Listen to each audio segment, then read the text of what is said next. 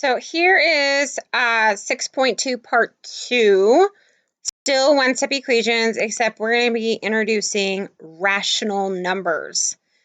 Okay, so just key term, once again, inverse operations. That's just how important it is. Operations that undo each other. So just as a reminder. All right, so rational numbers, if we remember, are fractions and decimals, right? Numbers that can be written as A over B, but mainly they are our fractions and decimals. So the way we solve one-step equations with fractions and decimals is exactly the same way we do it when they're whole numbers, as using inverse operations. We still do everything to both sides to keep it balanced and equal. So that's a really bad wall. But so subtract 9 and 1/10, I would add, because that's the opposite of subtracting 1 and 9/10. Okay, so I'm going to add here. So this makes it 0, and I'm left with x, and that will equal. So these are opposite signs, so we're going to need to actually subtract. So 8, 7, 12 minus 9 would get me 3. And then because 12 has a larger absolute value, it will be negative 3 7/10. Okay, so you can see it's exactly the same. Now this one's a little bit different because the number that we need to move is on the left side, where yesterday in that first example, it's on the right side. So it's not any different. We just look at the type of number. So that is a positive 3 2/10. And since it's positive, the inverse would then be to subtract it. And again, we're going to still do it to both sides. So that's why positive 3 2/10 minus 3 2/10 will get me 0. So that's why we don't add it, we subtract it, because it's a positive. So then there's my equal sign. These are actually now same signs, so we're going to add them. So 5, 6, 7, and then 8, 9, 10, 11. And then because they're both negative, we're going to keep the sign. Okay, this would maybe be a good time to try to pause, see if you can do these 3, and then unpause after you feel like you have completed these 3. All right, so this one is similar to the last one we did, except obviously fractions, but the other reason is because it's on the left-hand side of our variable. So we can look at the number. It is negative. Well, the inverse of a negative is actually a positive. So we're going to go plus 2/3. And we're going to go plus 2/3. And that's because negative 2/3 added to 2/3 will get me 0.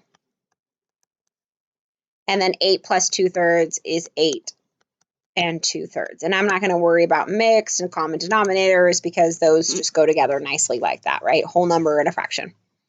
So here, this is a positive 3/4, so I'm going to subtract 3/4 from both sides. Remember, you can do your wall with just one line if you want, right? Positive, negative, inverses, so that goes to 0, and equals, we're going to subtract 3/4 here.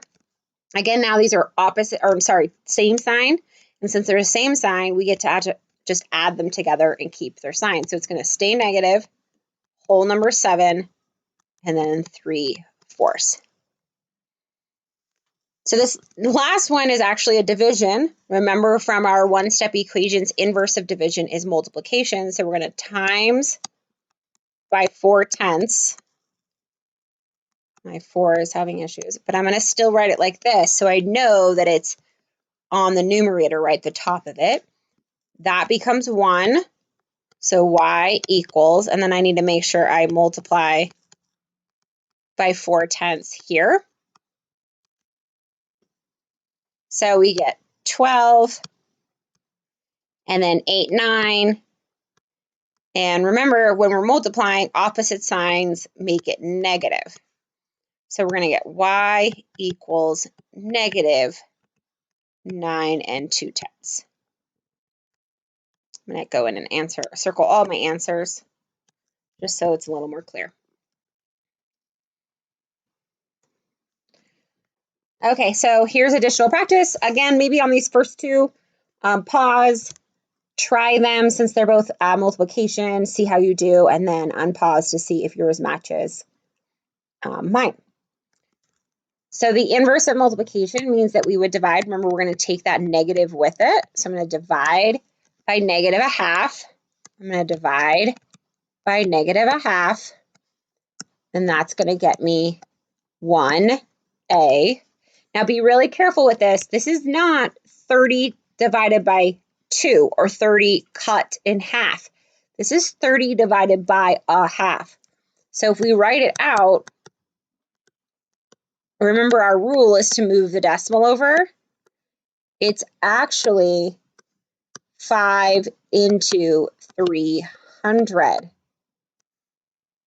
So 5 goes into 36 times and then 0. So this is really negative 60. Okay, so if you got 15, that's because you just cut 30 in half. This is a very common mistake people make. So when you're dividing by a decimal, remember we're going to actually need to divide them. Okay. All right, so then we have multiply by negative 3/4. We're going to divide by negative 3/4. Okay, there's my wall. We're going to do it to this side. I'm going to write it like this on this side just so I can make -5 a fraction as well. And then don't forget our rule for fractions, right? We multiply by the reciprocal. So 4, you can keep the negative up here, 4 over 3. My pen is really having issues. So we would get -5 times -4, which is positive 20. And then 1 times 3 would get us 3. And you can leave it just like that. So we would get x equals 20 over 3.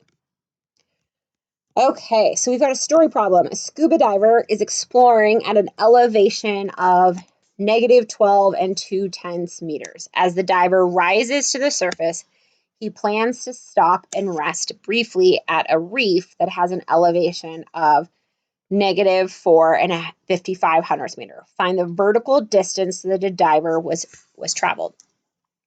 So if we draw a picture, right, we're down here at -12 and 2/10. They're going to rise a distance we don't know, right? Rise is positive. And then they're going to rest here at -4 and 5,500. So the first thing we're going to do is actually write the equation. Well, I've kind of written it right here. If you read it from bottom to top, I kind of wrote the equation. So we started at -12 and 2/10. We're going to rise an unknown distance, and we are going to end up at -4 and 5,500. So you can see why drawing a picture could help, because I basically wrote the problem right here. So now inverse operations, we're going to add 12 and 2/10, both sides. Right, there's my wall. This becomes 0.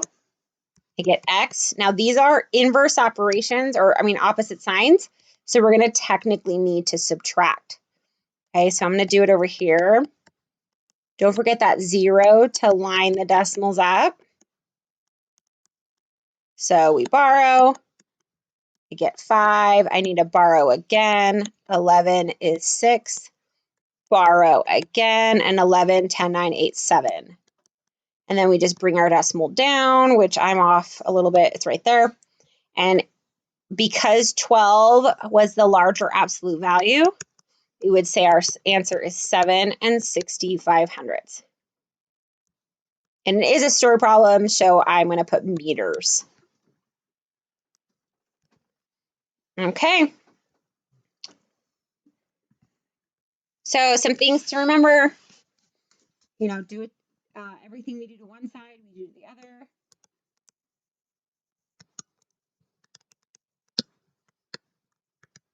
That's a weird G.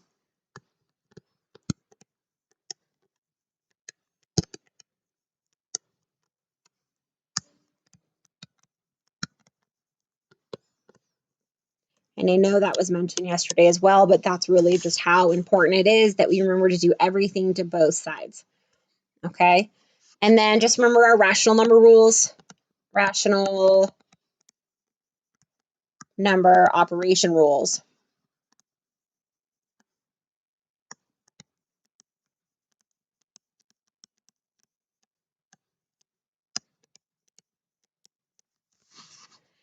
Okay, and that's the part where I remember that multiplying, with negatives and positives, or the fact that when you divide by a fraction, you really multiply by the reciprocal. That's kind of what I mean there. Okay, and that if we're going to divide by a decimal, we need to actually divide by the decimal. Okay, so here's your independent practice 3 problems. They're all multiply or divide problems, so no adding or subtracting, so just mainly multiplying and dividing. All right, until next time.